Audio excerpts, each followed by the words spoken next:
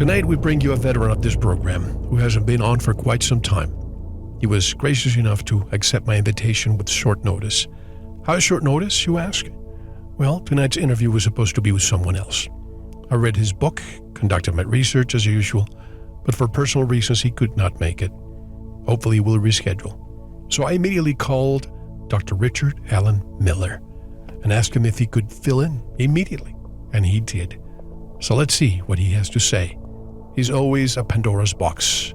Stay with us. You are listening to VERITAS. If this is your first time, welcome home.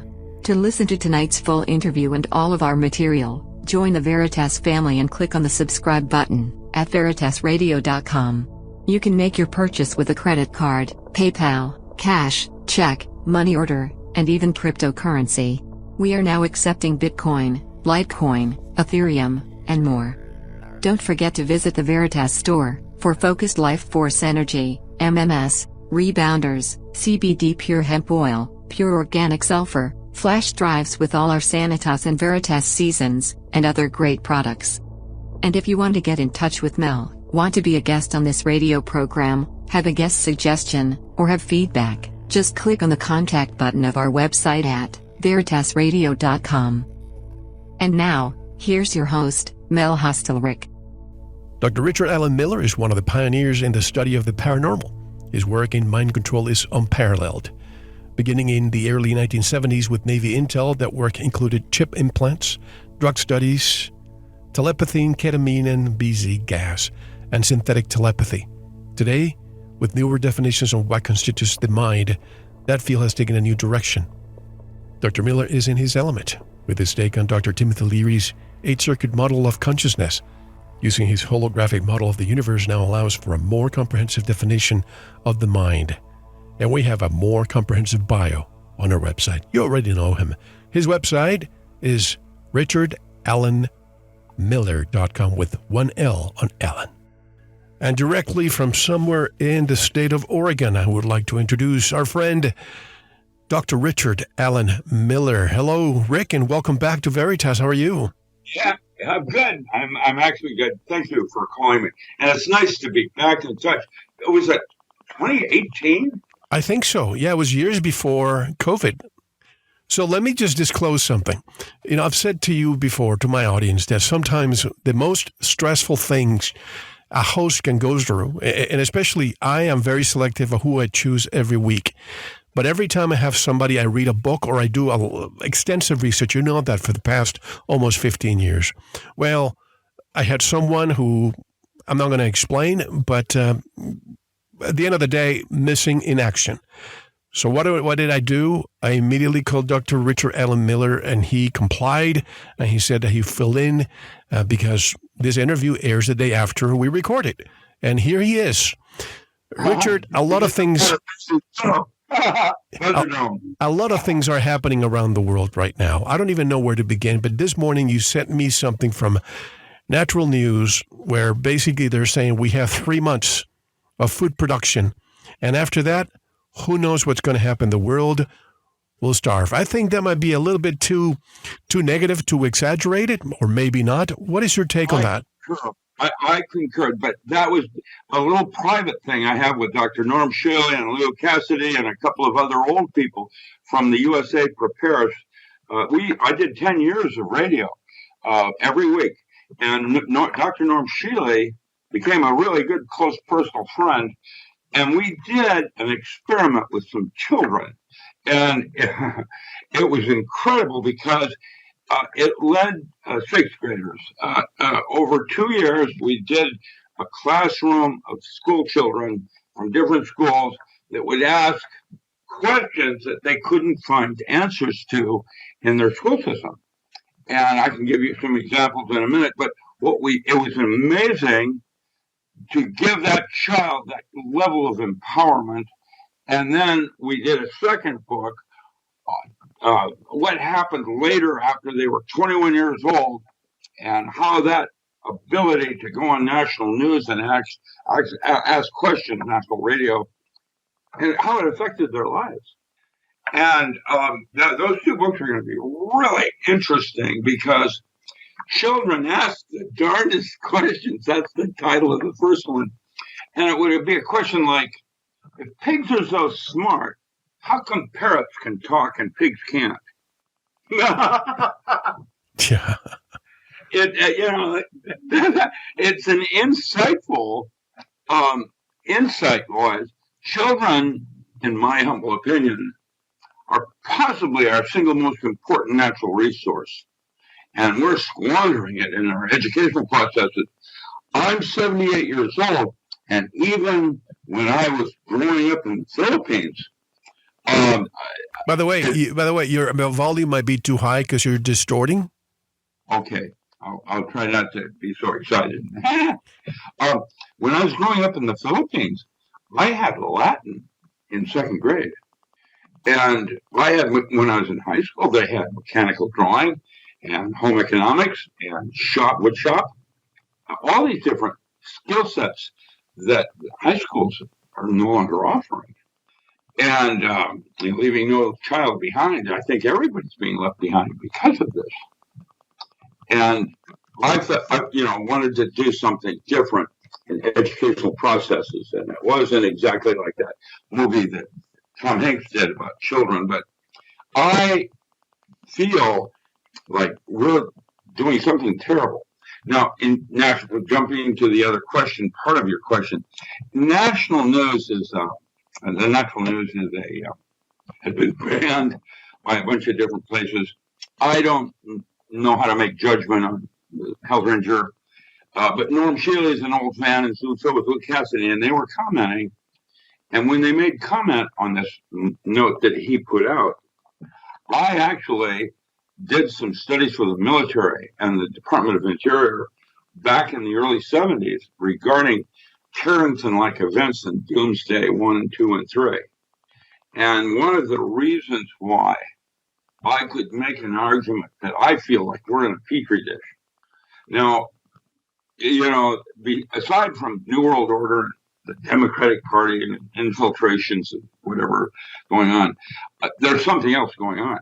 I feel like I'm David Copperfield with an empty bowl, and I'm hungry, telling the Lord, I'm still hungry for something more than the physical world. And I can prove to you that consciousness isn't real. It is a shared dream, and that there are dream states that have more content to reality than even. Cue me up. Where was I? Well, basically, the question comment is, the Earth only has 3 months' supply of food. If production stops, humanity has nothing to eat in 90 days. Look, I understand. I really appreciate what Mike Adam does, but obviously sometimes some of his titles are so dire that if you read his stuff every day, you either are so awake or you become depressed. I'm not sure what to say. There's a lot of variables going on here, one of which is the Midwest. Just a recent news article today I saw has lost 35% of its topsoil. Now, I remember when I was lecturing with Acres USA out of Kansas City, flying in an aircraft, and you could see their topsoil in the air.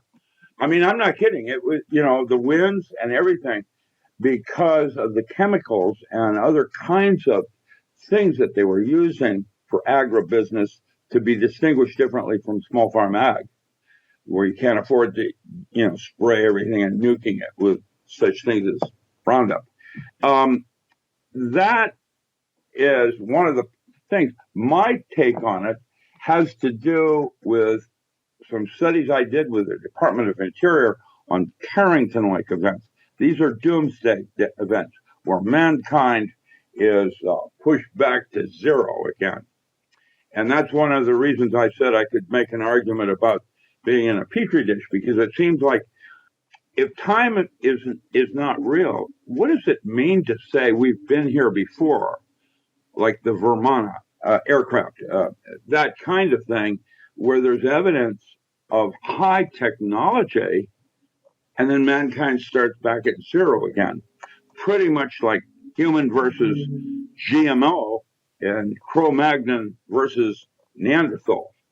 Something else is going on here. and I don't understand it. And if I can't understand it, that's, I mean, the military deployed me when I was 15 and a half years old. Old man DuPont came because I was one of these whiz kids that was doing code for NASA. And I see things that other people don't. But I know I don't know. And by the way, just so everybody understands it, physics is not real. It will not get you there. It'll get you close. Like Simon says, you can go halfway to the door. But physics begins all processes with an assumed truth. And then it goes to definitions. And that demonstrates the limitation of our ability to conceptualize. In the food chain, has anybody ever out there been hunted by a grizzly bear? I have. And let me tell you, there's elements out there that are way smarter than you are. And it's scary. That's one of the reasons I don't hunt anymore. My dad was a bounty hunter, took out old grizzly bears when as a hobby up in Washington. And the problem was the farmers have these old bears coming in out of Canada, and they'll hunt you. They're too old to hunt, but they're really smart. Their brain case is large, and let me tell you, when we dropped the bear, there were like 28 other attempts on that bear. They're almost indestructible, and you couldn't carry a large enough ordnance. My dad used a 400 Thompson slug, where he put a 22 long rifle slug, a 22 shell inside the slug, so that when it hit the bear, it exploded. And I was, thinking I was a hot shot with my 30-06, which was completely underpowered. And I learned a lesson, a really, really valuable lesson at that time. Carrington-like events are when things happen. We always, like Suspicious Observer and others, used to think it was keyed off on the sun. And I did a study for the Department of Interior. Now, this came out of studies of Yugoslavia. At that time, Russia, they had a book out, Ostrander and Schroeder, called Psychic Discoveries Behind the Iron Curtain. And while we knew about aliens back then, we were way more concerned with what the Russians were doing, because that was during the period of the space race. And so they deployed me in that arena, where I did a couple of tours at Groom Lake and did some artifacts, but mostly my primary was in paranormal phenomena. That's what I did. I was able to see things people don't say, like, the herb growing in the grass, that kind of thing. And so I was asked to do this one on a new direction in our concepts of space and time. And one of them had to deal with space, where astrology had become astronomy and will eventually lead us to a new technology called cosmobiology. Now, Janov was a Yugoslav that had written a book called The Lunar Sex Cycle of the Female. When a woman is born, an engram is set into her DNA on when she ovulates, with the phase of the moon. And because the moon is so close to the Earth, if she moves to a different part of the Earth, that engram changes. And now we had a concept of birth control. And so they wanted to extend this to other concepts of going from astronomy to celestial geometry, and how it sets up resonant cavity oscillations in the DNA. And that's an old study of mine that I did way back 1976.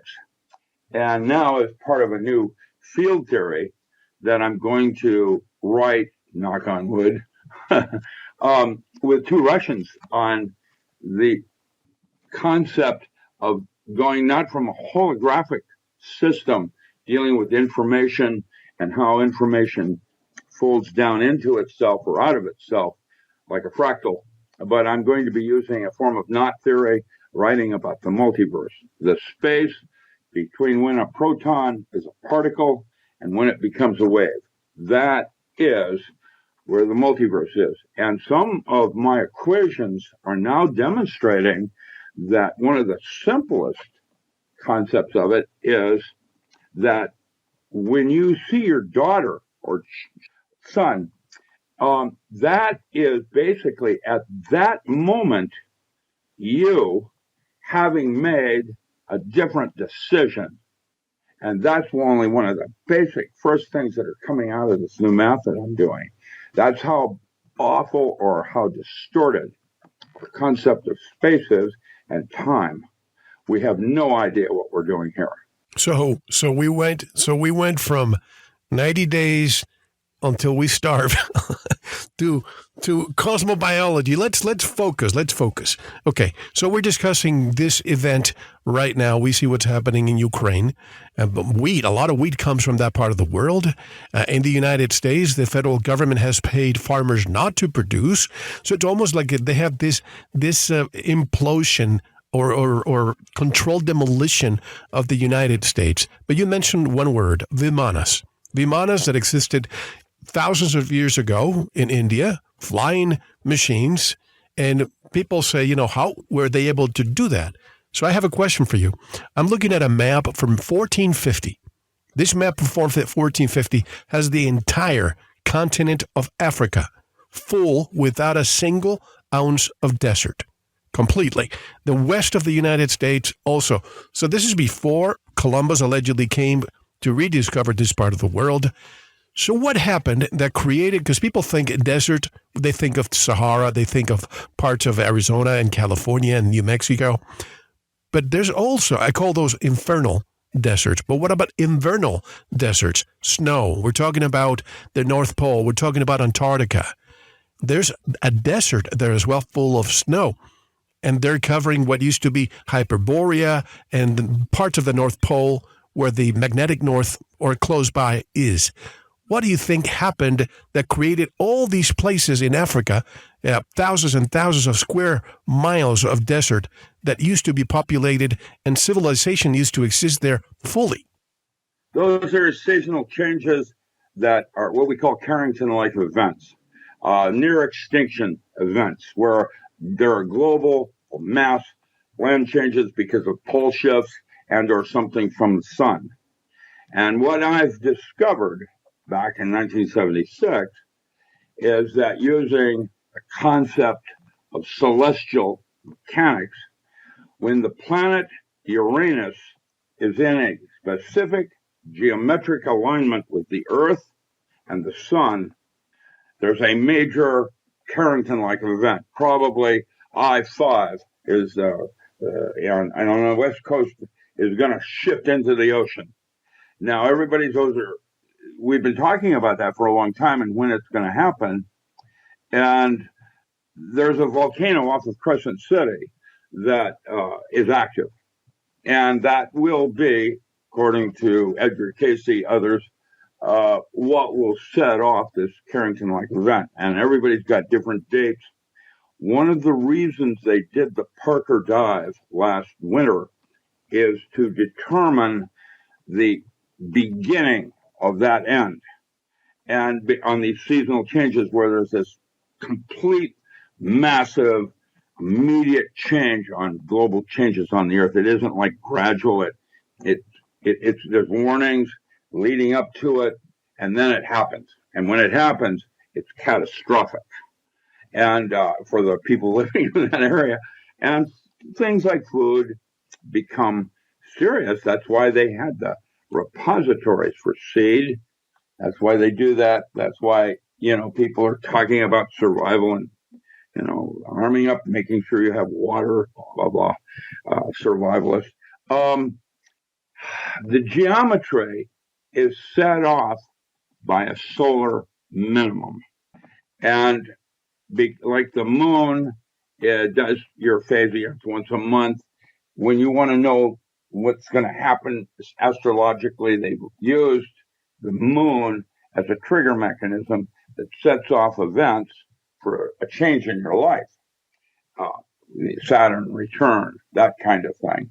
But it is there's a physical analog to all of this, And that had to be with Uranus, which, by the way, in astrology is a higher octave of Earth. Now, how that all works, I have no clue. But I did a 360 computer and went back in history and vetted. And that event, catastrophic event, has a 3 sigma error coefficient. That means there's a 99.9975% probability of that event occurring. That's pretty significant.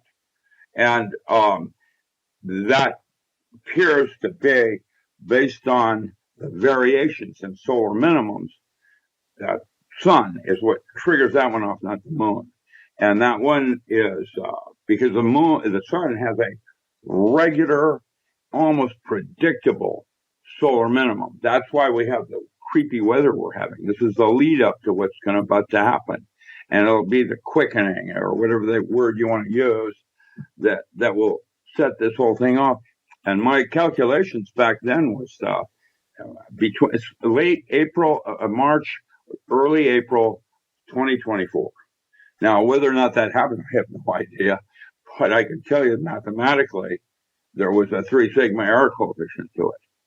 And so for May, that was one of the reasons why Matt Stein, were doing the urban survival skill workshops, was because we were trying to get people prepped up and ready for that.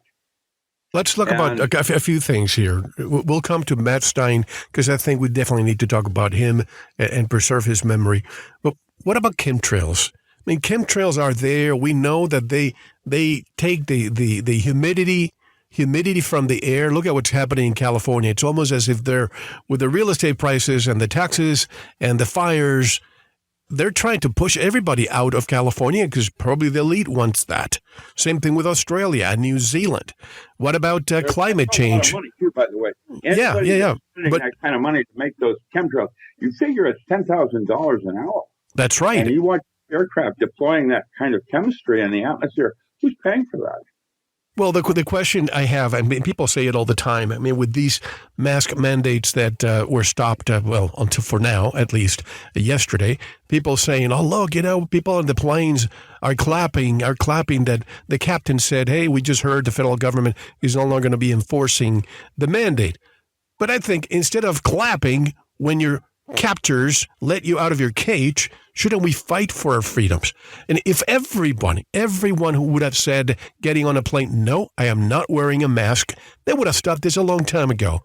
But I think the biggest threat to humanity is the amount of order followers we have that are brainwashed by the elites. What's your say? Well, that's your educational process we started the show with, isn't it? And that's the whole point I'm trying to make. There's the long view. And I am concerned because our children are going to be the ones that save this earth, not me. And to educate them as they are being educated today, there's no hope, which, by the way, was the last evil in Pandora's box. Sorry. But I don't have answers to those things. The chemtrails are not natural. One of my SEAL buddies got interested and tracked some of these aircraft, and they, on the West Coast, they deploy out of British Columbia, and they return out of Klamath Falls, up here where we are. And he tracked that. And these are the unmarked aircraft that are usually United Nations or international efforts by who knows what. I don't have the answers to any of that. I know that they stopped doing chemtrails during COVID, and now that COVID is winding down, I've noticed they're back up again.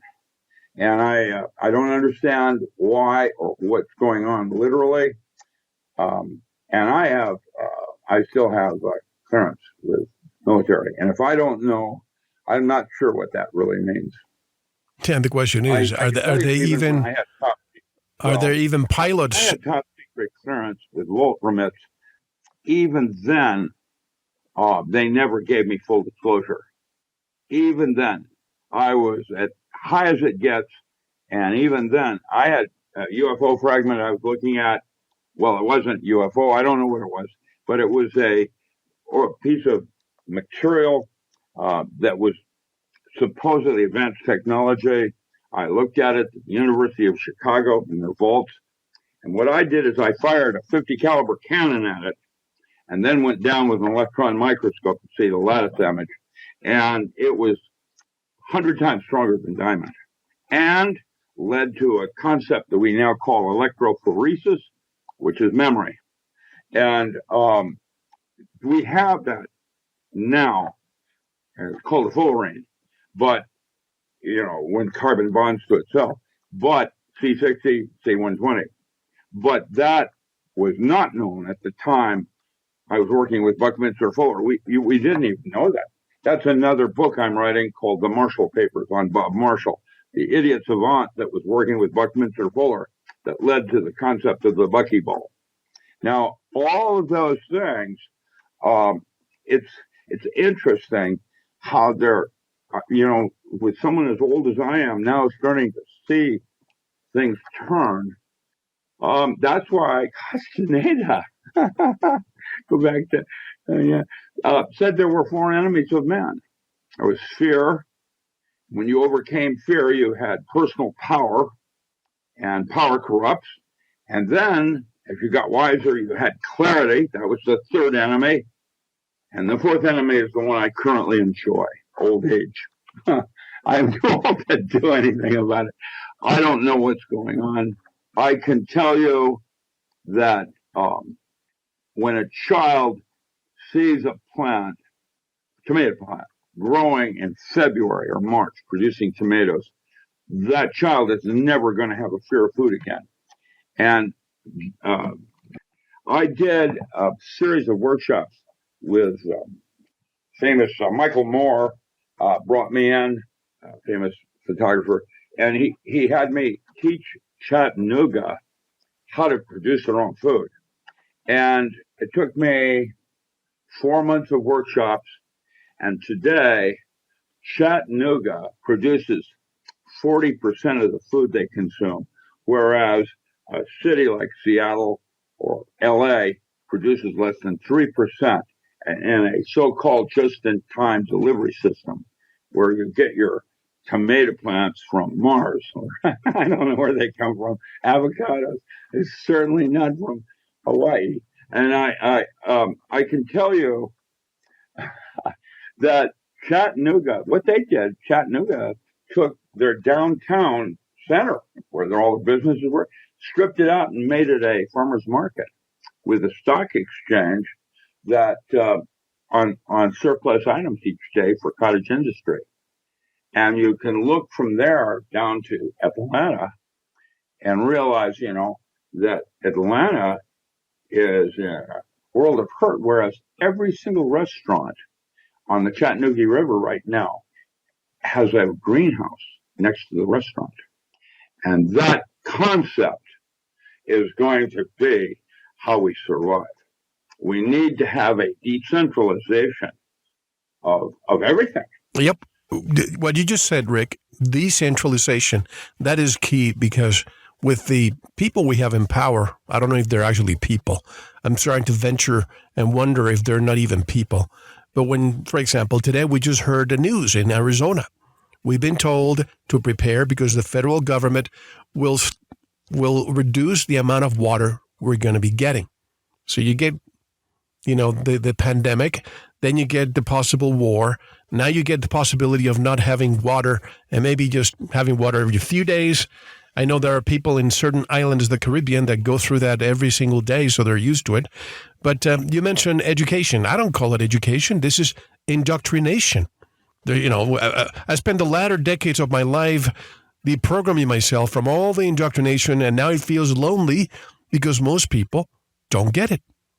Well, there will shortly, because if you get it and I get it, everyone will get it, because you and I are the same person, according to my field equations. And what made us God's favored was choice. That's why I call the brain as a cavitation process with science and religion on either side, right and left brain. And neither hold the answers. How many choices did you make just today? And doing this over that. And that is the multiverse. That is what I'm writing my field equations about right now. That place of all the different diversity available in man. And that's why we were supposedly biblically called God's favorite, because of our ability to have choice. And anything that you can imagine is real or true is absolutely not only true, it's even more than that.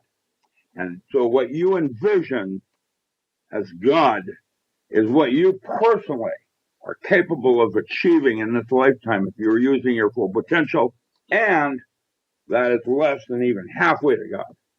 There is a thing called food chain where I've watched orca chase dolphin for food. And both of those cetaceans have larger brain cases than man. Orca is firing 60% of its cerebral cortex and has access to 9/10 of the biosphere. Who's superior? And then I would say to you, how many ants are on your property? And who's terraforming it more? Man thinks that it's superior because it has a thumb and fire, and yet we're just part of a resonant cavity oscillation system like your gut, mycorrhiza in the soil, your neurotransmitters in your brain.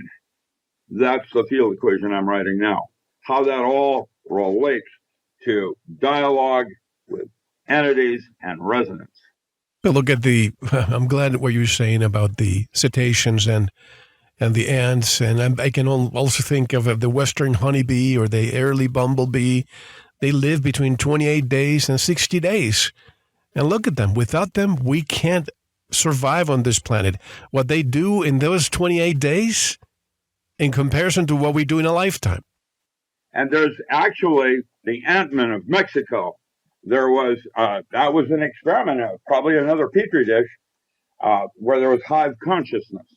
And the Nephilim, the larger versions of man, I did a BBC interview going down the Colorado River where there's an artifact, Cleopatra went down the Colorado looking for copper. And there's caves down there that have demonstrations of technologies that man doesn't have. Where do they come from? I have a picture of an archaeologist in Pennsylvania that found a giant skull in 1812. And we're talking about, giant, big skull. And that was sent to the, where was it? That up at Carnegie, up in... Smithsonian, you mean? I'm sorry, sir? Smithsonian, perhaps? Yeah, there was they were trying to figure out what happened to the skull at this museum that it was stuck in.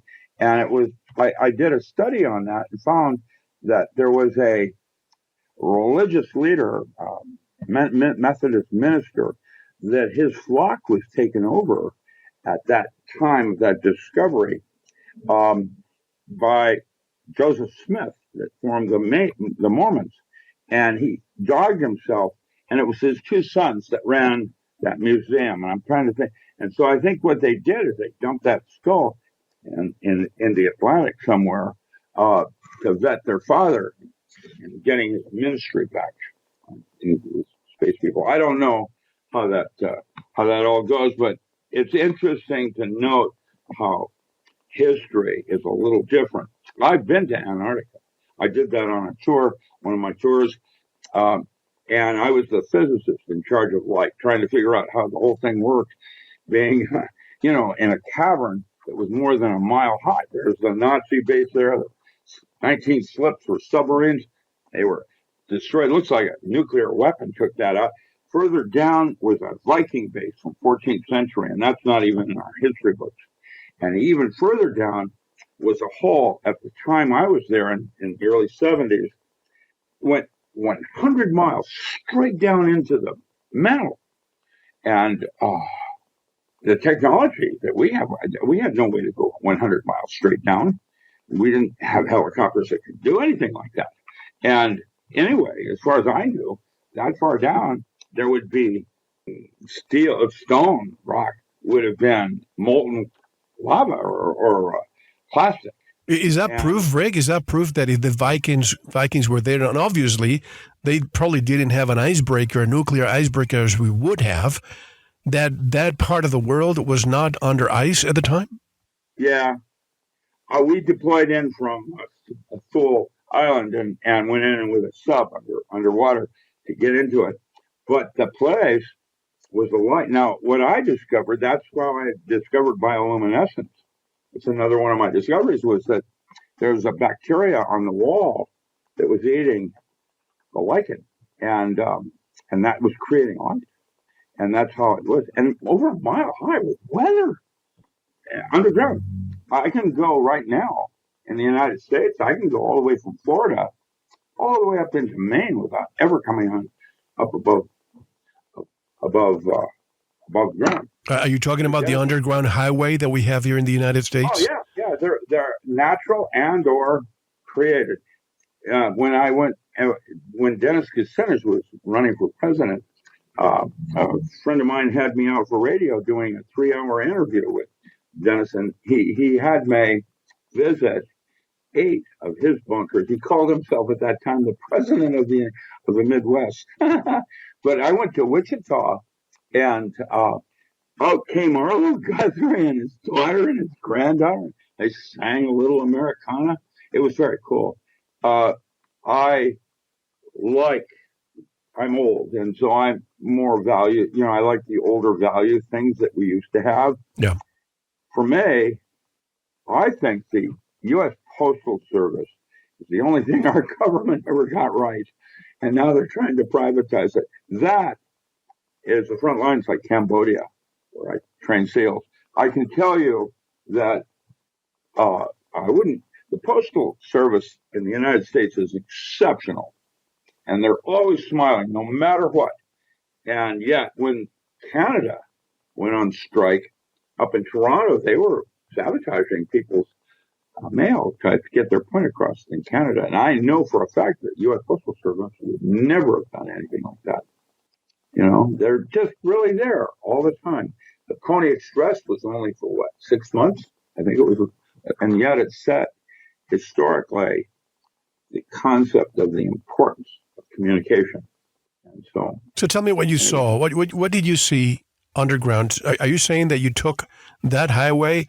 Is it with a maglev train or a regular car? How did you do it? I'm an anthropologist that was in charge of that project, and I was hired as from MRU. I was hired as the physicist to discover how the light part of everything worked, and that was my goal. And I worked on those bacteria that was on the wall. Yeah, there's underground Earth everywhere. And on the West Coast out here where I am in Grants Pass, the so-called Free State of Jefferson, the old NORAD system and the Applegate, it's now the TROM system, the West Coast. And they're extensive. And when I say that, I mean they're way more than Goonies. It's like that movie Goonies. There's everything's interconnected.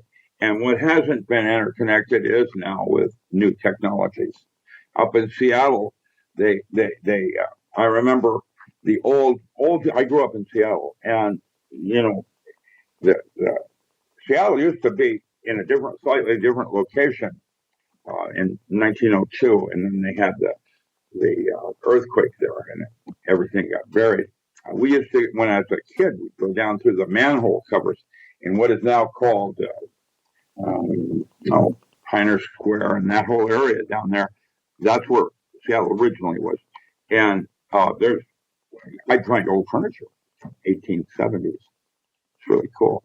Now they do tours and things like that. But back early on, they just pushed it over with some mat and covered it and rebuilt, So those places that you saw underground, and by the way, let me just go back to, before I forget, Antarctica. What did you see? Did you say that you saw Viking remnants there? Yeah, there was a Viking base from the 14th century. Yeah, the Vikings were there. Yeah, no question. So what is beyond Antarctica? What's that? What is beyond Antarctica? Oh, via a submarine. We started from Thule Island. That's where you deployed in with a submarine. They fly us in to Thule, and then we went in with a sub, because the entrance that we went in was underwater. Underwater. Yeah, at that time, yeah. Do you remember a few years ago, many heads of state, the equivalent of the Pope, the Eastern Orthodox or Russian Orthodox Church went down there. Who else was there? Buzz Aldrin, John Kerry, a lot of dignitaries were going down to Antarctica. What was the reason for those visits? Do you know? They found, I got a bunch of the astronauts, I've trained them, and so they're personal friends of mine even today. I was at Mission Control with Ed Mitchell in '71 doing the ESP study. Some of the astronauts that went down there told me they had technology to get down that hole that I had seen. And when they went down, they found something. And what happened was it woke up. And that's what I was told by Armstrong and others. And I can tell you that it probably was Nephilim in stasis. And I don't understand what that all means because I wasn't there. And you're distorting again. Try to remove yourself from your camera. What's that? Try to remove yourself from the camera a little bit. Thanks. Yeah. Okay. Sorry. Yeah. So I don't know what's going on with Antarctica. I do know that there are caves down there that are massive, and that there are remnants or artifacts from previous history down there. You mentioned Nephilim in stasis. I've heard that before. I don't know about the Nephilim. That is conjecture. Like when I taught at Shiprock, I'm also belong to Indian tribes, and I taught at Shiprock, New Mexico. They have legends there of cannibals, large humanoids that were cannibals eating Indians. And there's where there's smoke, there's always a fire. I've seen pictures. I've seen video footage. I'm not sure if this is true or not, but they look like giants, and they look to not be dead.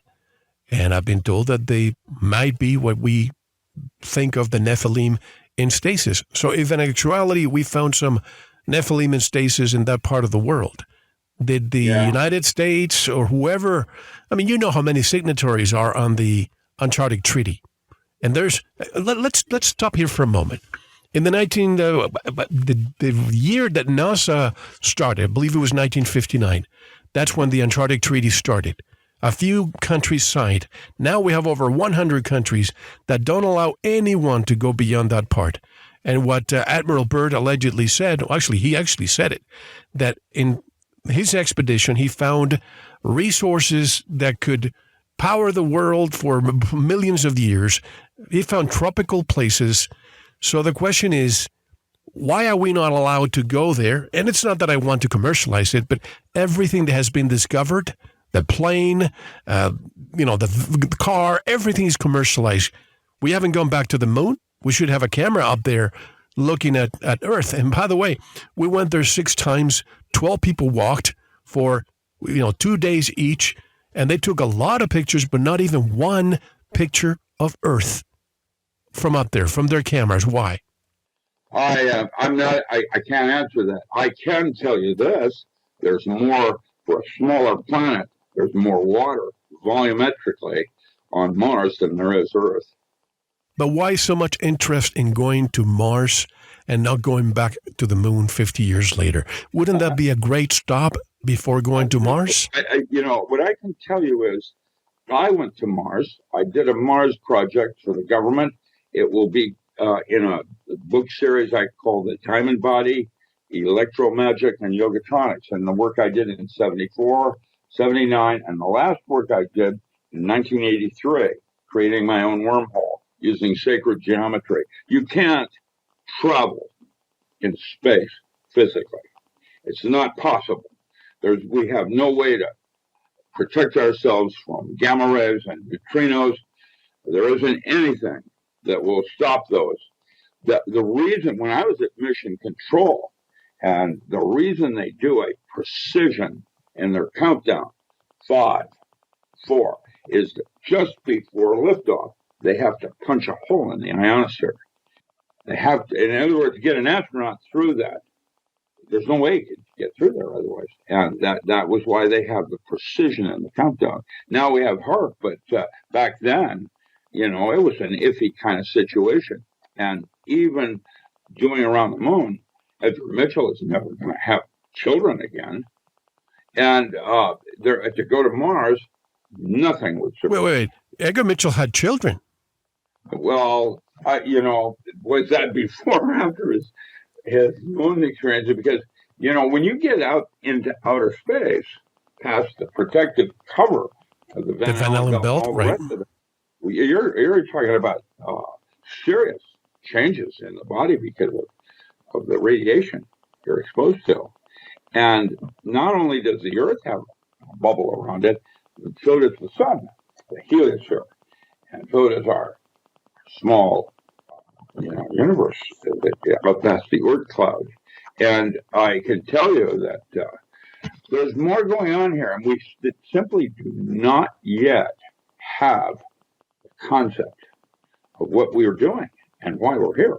So the question is, Rick, I don't mean to give my opinion. I just think that piece of junk that were presented to us during the Apollo mission, I don't believe for a second, as you said, to go through the Van Allen belt and come back. And all those pictures, I mean, when you and I used to travel in the 70s and 80s with the X-ray machines in airports, they would tell us, don't put your camera through. But all these NASA people, the astronauts, went there with Hasselblad cameras and brought all those pictures and were never affected, and they were not covered in gold. Yeah, that's a lot. There's a lot of things I did that were not allowed out. And work I did myself was taken away from me, like the embryonic holography paper I wrote after I did the holographic concept of reality. The reason I'm not in Talbot's book was because all my work was classified. Bohm and Persinger, others, they didn't do that work more 10 years later when it was Burt Webb and Gordon Dixon and myself. The holographic concept, how I came across that, by the way, was when old man DuPont had me working at the Experimental Research Station in Wilmington. I was walking down the hall, and one of these doors were open, and I looked in, and there was a three-dimensional color TV. I saw it in 1967. Where is that in our marketplace? And that was how I met DeBoer, who got the Nobel Prize for that. And he got that in 1972. And then by the time I wrote my embryonic holography in 73, it was classified top secret until 1992. How many years, Rick, how many years in advance can I say black projects or projects you were involved in? Is it 50 or is it more? Well, it's about 48 years or so, yeah. About 48. 48 years. So, and if we had the B-2 bomber, and what can you tell me about the Aurora, the TR-3B? I don't know much about that. What are we talking about again? The TR-3B, the black triangle that many people, and I've seen many, many videos of people saying, look, a UFO. But there are information, two or three of them.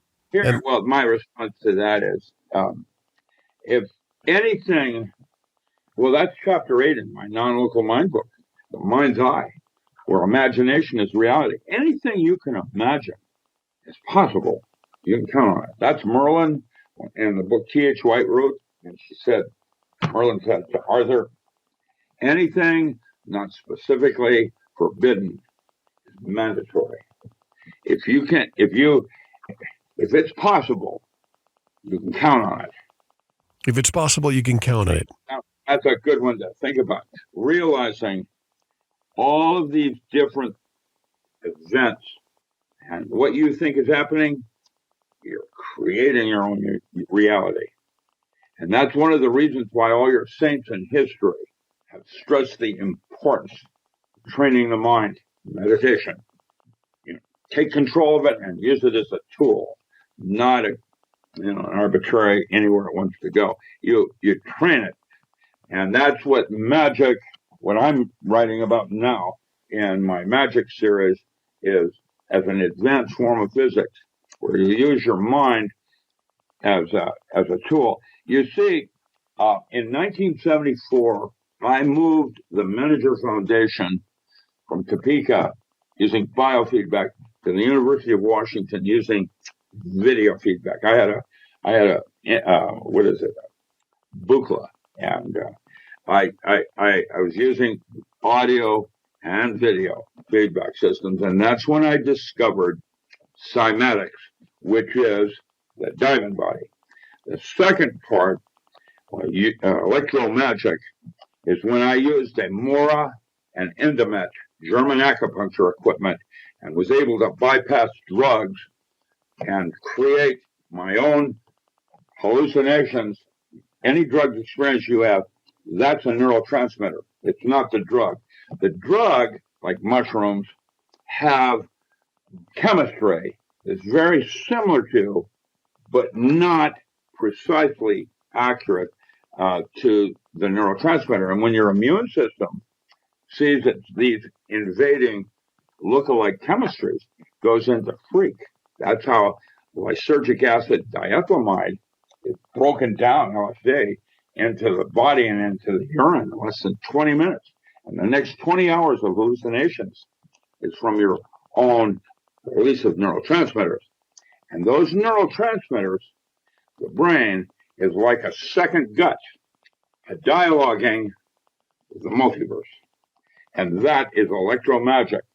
And Yogatronics is now using, that's the third book I'm writing, is using that basic hallucinations as a tool to dialogue with alternate universes of possibilities. They're ascribing in medicine mushrooms now, psilocybin, because of the psilocin, norbobiocystin, and other chemistries in it, to release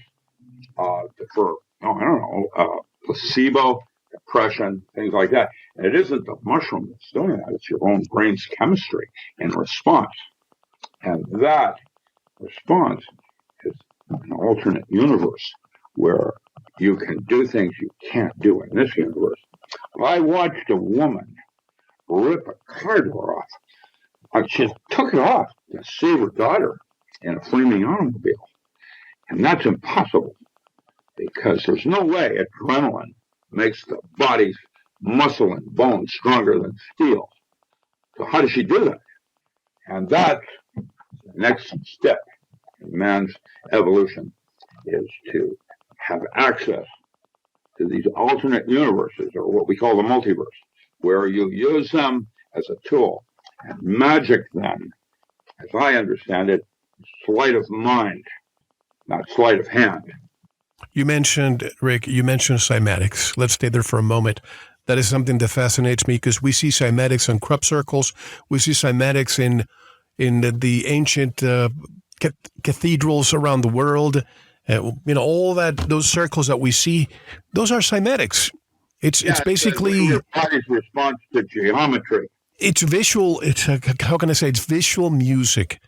Basically, when you put, say, salt or dust, and you hit it with certain sound frequencies, you see these beautiful patterns that show up, and that comes from sound.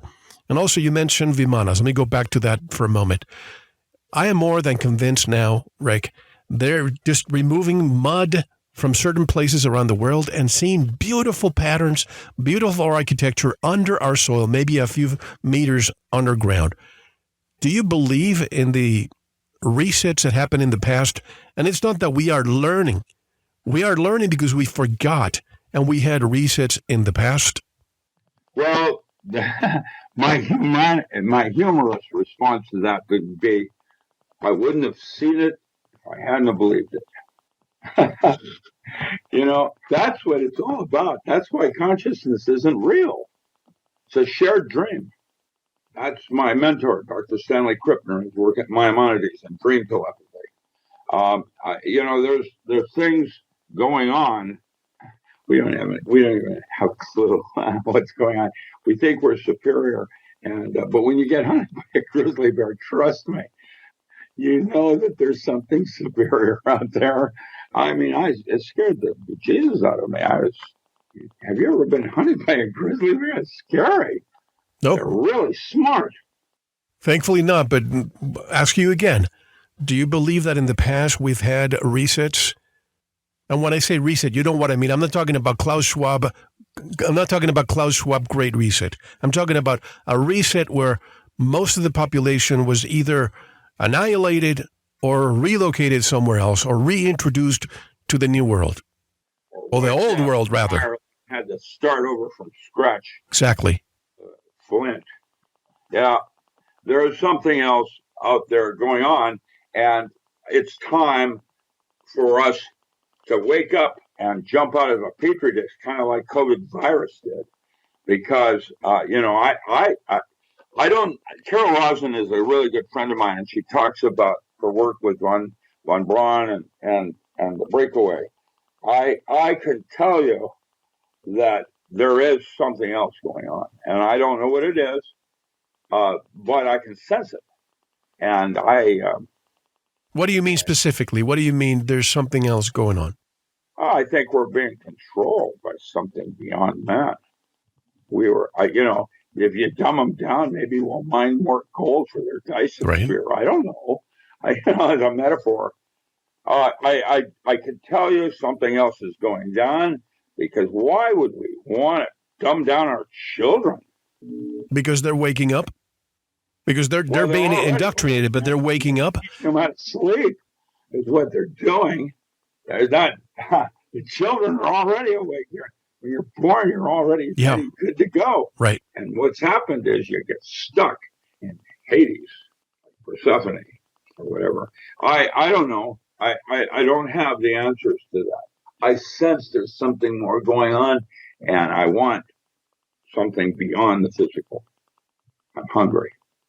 When it comes to what you learned, how many years did you spend with the government? I'm just 18. What does that mean? They can't pay me anymore, but I'm too old. There's government rules at age 72, and I'm 78. But I've been working with. Well, I started with old man DuPont when I was 15 and a half. So I guess I've DuPont been recruited for a long period of time, and it doesn't work. It's a lifestyle. It's a way of being. It's my curiosity and access, toys, things of that like that. Because I was an instrumentation specialist, I have access to. Did you say DuPont? Yeah, old man DuPont came to visit my mom when I was 20 years old. So what do you say about DuPont and the advent of plastics, the advent of not fertilizers, but pesticides, and the increase of so much disease? Yeah. You see, that's another concept people need to get clear. Roundup itself, it's a glyphosate, is not a toxin per se. What happens is when you put it in the genetics of something like corn so that nothing else can grow, now that's different than spraying it on a field that you're trying to put a root crop in that needs more time than the grasses will allow it. When you spray a field with Roundup, that chemistry is gone within 10 days. The only reason it wasn't certified organic was that a predator might come down and eat a rodent that died from it. And that was why it was not organic. But it's gone within 10 days. It breaks down to inorganic salts. However, when you take that chemistry and you put it in the gene of the food you're trying to grow, like corn, now that field will never be able to grow anything but corn. And one of the reasons why the topsoil in the Midwest, for example, is starting to be depleted. That's different. And that's the same thing now that they're doing with humans. Instead of your immune system breaking it down, now they put it in your genetics. And that's why they call people that got the jab GMO. because they're not human anymore, and there's something else going on here. And while stepping back and looking at the bigger picture, it's like when Gecko in the movie Wall Street said, "Greed is good." Yeah, I remember that was wonderful. I love it. But there's something else going on, and I think we're being played and held back with intent by something else. And I don't know what it is, and I can sense it. And I want something more. And I don't know quite what to do. I meditate. I've been training my mind with meditation. I'm a satsangi and initiated by Sharon Singh. And I can sense there's something else going on out there. One of our friends from the show sent me the cover of Time magazine from sometime in 1999. And it's a special issue. And it has a snake surrounding our spinal cord and our DNA. And the title is The Future of Medicine, How Genetic Engineering Will Change Us in the Next Century. It's almost as if they've been telling us all along. Yeah. So I don't have the answers on those. I can be your nerd and talk about local physics, but even that won't work for all of us at some point. And that's why I call Chapter 7 Time Travel and the True Nature of Cavitation. Cavitation processes are pretty much the way we see and respond to everything in our universe. We see the two brains, we see the sun and its reflection, Nibiru, or whatever you want to call that, Planet X. We see our galaxy with a white, at the other end is a black hole, a white hole, and these concepts. Yep, microphone, Rick, the microphone again. If you could just remove yourself from it a little bit. Oh, yes, thank you. Yes, you're right. I'm like a little child, and I get closer and closer to the screen as I bob around. I apologize. Thank you. Can sure. I have another?